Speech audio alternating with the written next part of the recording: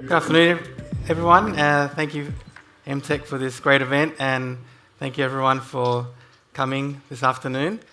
So today I want to talk about the research that we've been doing to get my lab and my PhD students, researchers, about how can we communicate with all of our five senses throughout the world using augmented reality, virtual reality, mixed reality. And so this work, which I've been doing over the years, I started about 20 years ago, a very long time ago now, and at that time was doing research in augmented reality, which at that time was very new, 20 years ago. And basically, we were researching on how could we merge the virtual world, computer graphics world, 3D world, with the physical world. So, for example, augmented reality, where you can put a virtual object. In this case, my student's hand has a frog on it. It's not real. And augmented virtuality is the opposite, where you can put real world people, objects into the virtual reality in real time. So this spectrum from the real world, which we live in, to virtual reality, which we know very well, computer games, 3D graphics. This spectrum is called mixed reality. So I was doing a big project. Actually, it was for the military. It was for wearable computers for the soldiers in Singapore. And after a massive $10 million project, I think, I decided, why don't we use all this fantastic equipment to play games? So when I was a kid, my favorite game was Pac-Man. So I thought, wouldn't it be great, using this augmented reality equipment, we can become human Pac-Man. And so we walk around the city streets and collecting cookies, and our friends who are the ghosts are chasing us. So here's a short video of that system. A wearable computer with a head-mounted display and various sensors which we have, which is sensing my body's position and as well as the head orientation. So we know exactly where I am and what I'm looking at. So when we do this, we can then augment the real world, which I am in now, with the virtual world. So this Pac-Man world, I'm seeing it as part of the real world. I can see cookies in front of me and I'm walking through them as if I'm the human Pac-Man. Okay, that was about 20 years ago. And now we've gone from millions of dollars of equipment to the cost is exactly zero. You can do it on your smartphone. And in fact, my daughter, she's here, 11 years old, she uses Snapchat, and it's much better than this, all right? And it's completely free. So you can all the kids are doing it. There's another kid here. All the kids are doing it. It's the latest game in town, and it's totally free. So we've progressed a real lot in terms of augmented reality. So augmented reality is augmenting our vision. But then I became interested, how can we augment not just vision, but all of our five senses with AR, augmented reality? And sound is actually probably the first augmented reality, not the head-mount display. If you think about it, when the Sony introduced the Walkman, that was the first time you could have your own personal sound. So that was augmenting your ears with sound. So I think Sony Walkman was the first augmented reality. But even now, we can do very interesting interactions. So, for example, here's the work of my students, and he made turn an umbrella, which you carry around when it's raining, like yesterday, raining in Hong Kong. And you can, when it's not raining, you can play with your umbrella just using sound and turn it into a samurai sword. So here's a short video.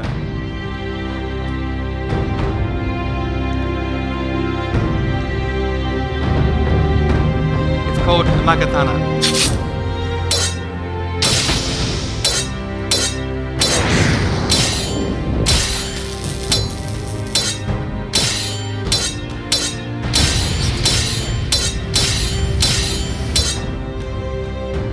So here's how to play it.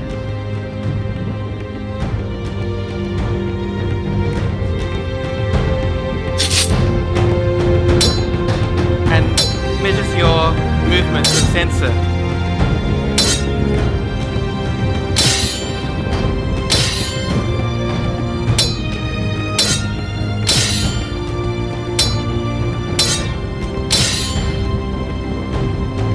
And you can learn special moves as well, like this.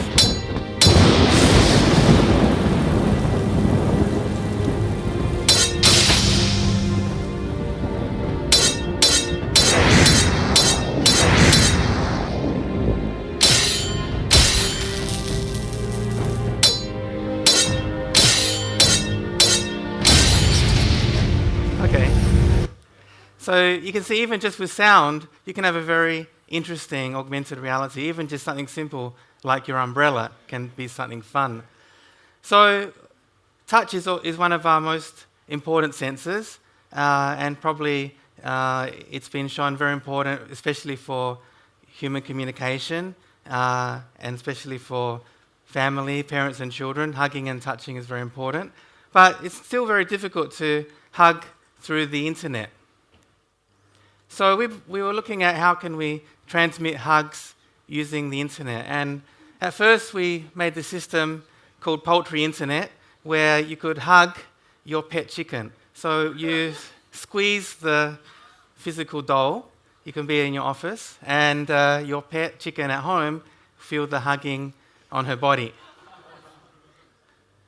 And of course we made this for human-to-human communication. So this is a hugging pajama, and so parents and children, if they're not together, they can hug a doll, and then you feel the hugging on your body, and it's bi-directional, so you can both hug at the same time. So I'll show you a quick video of this now. The future is coming fast, and your world will never be the same. The future we hold. There are few things in life more comforting or intimate than a nice, big hug. Notice the sense No of technology. It was awesome. At the Mixed Reality Lab in Tokyo, Japan, Dr. Adrian Cheok and his team are making it possible to reach out and hug someone, even if that someone isn't there. Adrian, at this mixed reality lab, you have a lot of strange things going on. I can't figure this one out. It looks like a cross between a torturous life vest, rain jacket. What is going on, and who is this? Well, this is Nancy, my student, Hey, and Nancy. mixed reality is not just about visuals. It's also about mixing all of our senses with the virtual world, Okay. including touch. Touch. So this is a touch vest. That's right. Through the internet now, you can email someone, you can do video chat, but you can't touch someone, you can't hug someone. So with this, Oh, sure you can. No. I've seen people do it all the time. You put a little asterisk, you say hug, and then you put another asterisk, and then they know you've sent them a hug. it's so important for human communication to touch and hug each other. So Justin Timberlake brought sexy back. You're bringing hugs back. That's right. How does this replicate a real hug? And if you just give a hug, My expert hug? yes. We did a study of expert huggers such as yourself, Okay. and where you put your hands is where we put our special hugging actuation system on the body. Hugging actuation system. So this system here Yeah. will replicate the feeling of where you So are. it's going to apply some pressure where my hands would be. Exactly. It gives a kind of feeling of the human hand caress Okay. on your body, on the body. Let's see it work. With Nancy far, far away in another location, Adrian takes out a controller and transmits his virtual hug via the internet. And then you can see that this hugging pajamas connected to the internet produces the hug in the same spot. We can both wear such jackets, and then interactively we can have a hugging and caressing together through Right. the internet. What if I want...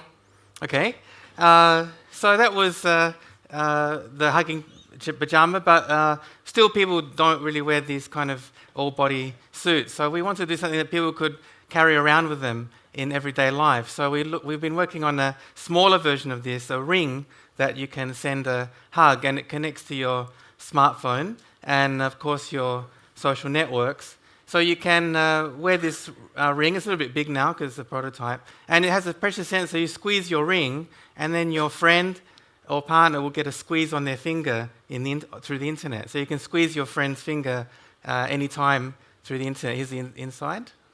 And this is the new version that we're working on. But not just hugging and touching, but also kissing is a very important human communication. But again, it's very difficult to kiss someone through the internet. So we're making a system that you can kiss through the internet. For example, it's your grandmother's birthday. You can send her a kiss on it and wish her happy birthday. And it's a device that you attach to your smartphone, and it has pressure sensors to measure the pressure from your lips and send this through the internet. And for example, if your daughter's at MIT, just got a scholarship, then you can give her a kiss to congratulate her, even she's in Boston. So here's a short video.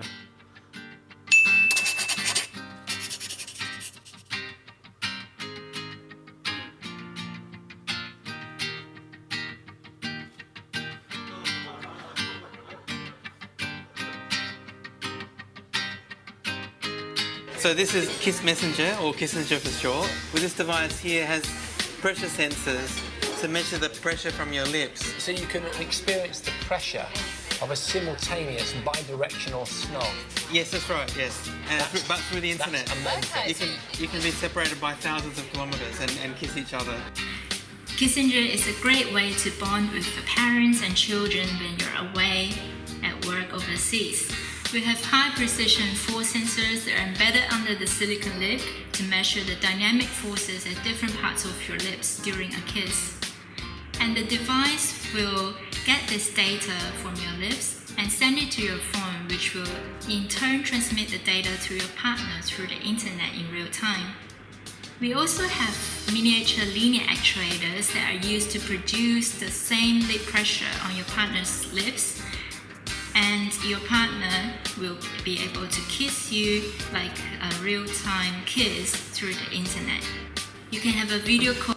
Okay, running out of time. So the last sensors I want to talk about, of course, is smell and taste. And these are very rarely talked about when we talk about computer interfaces or mobile phone interfaces. But they're very important sensors because they are the only two sensors connected to the limbic system of your brain, which is the part of your brain which is mainly responsible for emotion and memory. So it is true that a smell or taste can trigger a memory or subconsciously change your mood. But it's still very difficult to have computer taste and smell. And this is because of the fundamental difficulty that taste and smell is measured by your body with molecules, not by frequency. And frequency can easily be digitized because it's just a number. But molecules, we still haven't found a way to digitize them. But people have been thinking about this for a long time. This was a work from the 1960s in California, and you can see the patent online. You can search on the Google patent. And I believe this was the first 3D motion virtual reality system that also had smells, aromas. But we've been working on how could we send smell through your mobile phone. And so we made a device that you can attach to your phone and you can send someone a smell. So for example, if it's your friend's birthday, send them a smell of a chocolate instead of giving them a real chocolate. Here's a short video. Food is inseparable from the history of mankind. And now, 2013, introducing a whole new approach to food, tasting and savoring food with your nose.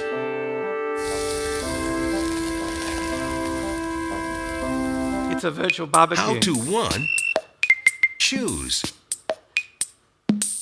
2, insert. 3, smell. 4, eat. And that's all there is to it. So, are we ready to savor this? Let's say you're a student with no money.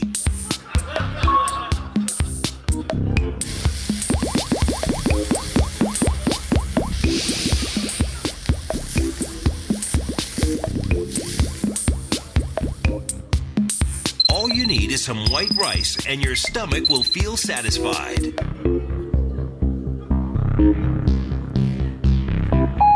Let's say you're a woman on a diet.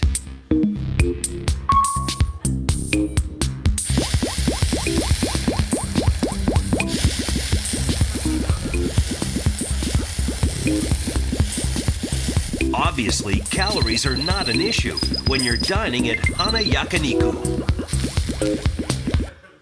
Okay, so as was mentioned at the start, we worked with a restaurant in Spain, Mugaritz. It's one of the top 10 restaurants in the world. And we made, because not many people can go to San Sebastian in Spain to visit Mugaritz, you can instead, you can virtually visit the restaurant with your mobile phone.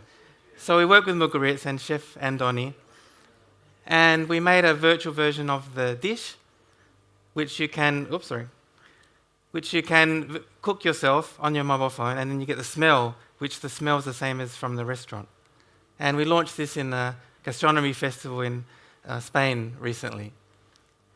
And even this has been used for advertising. So we work with a company called Oscar Mayer. I'm not sure if they sell in Hong Kong, but they're a very big food company in the US. And we made a device that you can wake up not to the smell, not to the sound of an alarm bell, but to the smell of bacon.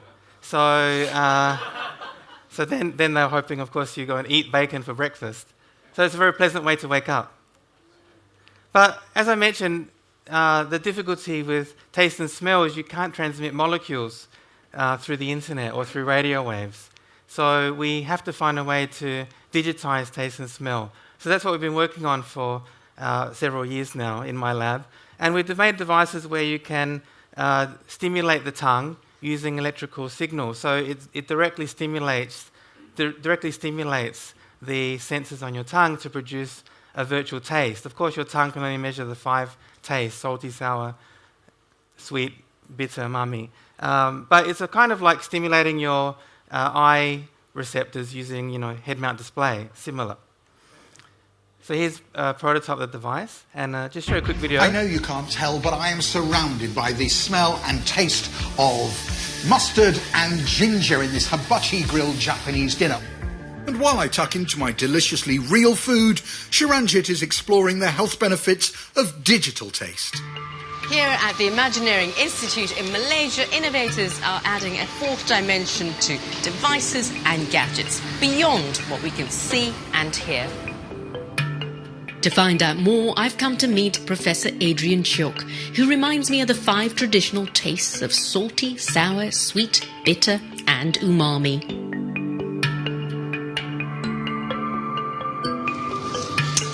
Oh, I'm assuming that's umami. A savoury taste which is often used as a flavour enhancer. Now, having limbered up my taste buds, I'm ready to go digital. So let's try the electric taste machine. Electric taste machine? So That's right. What's it all about? Okay, well, this device will stimulate your tongue only using electrical currents without any chemicals. Right. But it does it in such a way that it stimulates the taste receptors. Right. With normal taste, you have some chemicals on your tongue, Right. and it causes some ionization. And the next part is the electrical signal, Sure. which goes to our brain. Sure. This one directly stimulates those taste neurons, All and right. you'll feel a virtual sour taste. Sour taste. That's Without what any- I'm going to be without tasting. any chemicals. Okay. I'll try it now. Yes, okay. Okay. Okay, your tongue's in between the electrodes, and I'm going to turn it on. And you should feel a sour sensation. Yeah, and now you can try a slightly different frequency, like more of a lemony taste. Very interesting. You can imagine in the future you can send taste signals without any chemicals. Right. So you can. So we did experiments, and we could stimulate sour, salty, bitter, and also sweet. Sweet used a different machine than that. And now what we're working on is, can we stimulate smell? Because, of course, the taste is just 5 tastes, but everything else is smell. So that's very important to try to stimulate digitally. So we have just started working for a few years on this system, and it's actually just last year and this year that we have started to get some results, and we've successfully shown that we could stimulate smells in people just by stimulating them with electrical signals. But now it's totally uncontrolled. So the next stage of our research is how can we control the smell? So for example, we can say, we're going to give you smell of coffee and control it. This is a very quick video of my student doing the experiment. So we just apply a little of the nasal spray. Then, before we proceed to inserting the electrode and the camera. So we're just gonna go a little deep. As we go deep, we monitor it with our monitor to see when we get to the actual area we are targeting to get to. And the actual area we want to get to is the superior or the middle concha, where we know we have the olfactory epithelium, which is also responsible for smell. Okay, it's a very long video, and it looks very painful, but it's actually not really. But anyway, this is very early work, and of course, in 20 years' time or 50 years' time, maybe there's some tiny chip that you can implant into your nose and receive virtual smells. So we think it's going to be very important in the future, many new kinds of interactions between people.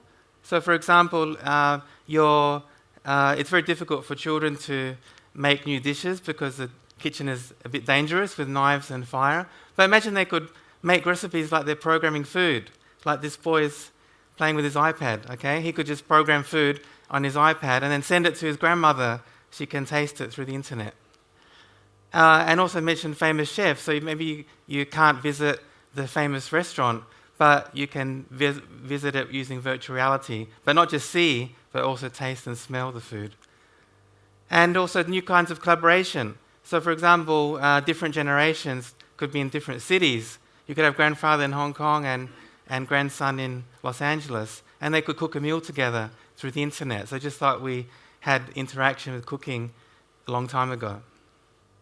So to summarize, I believe that the next generation of communication through the internet will involve all of the 5 senses. So I hope the researchers and also companies in the future we can build a multi-sensory internet.